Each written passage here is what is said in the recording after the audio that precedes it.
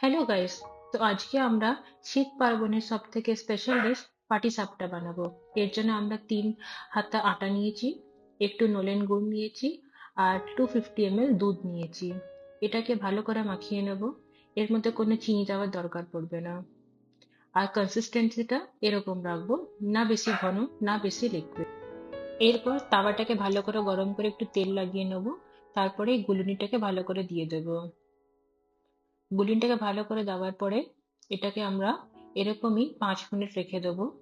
যখন হয়ে আসবে, আমরা এখানে মাখা সন্দেশ দিয়েছি, আপনারা নারকেলের পুরও বানাতে পারবেন।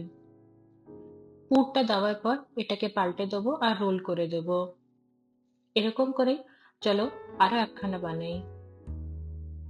আবার গুলিটাকে এরকম করে দেবো, ভালো করে গোল করে নিও আর 5 মিনিট এটাকে হতে দিও। আবার এর মধ্যে পুরটাকে ভালো করে দিয়ে এটাকে পাল্টে আমরা এটাকে আবার রোল করে নেব। আপনারা দেখতে পাচ্ছেন এটা খুবই সহজ বানানো, আর শীতকালে এটা অবশ্যই খাবেন।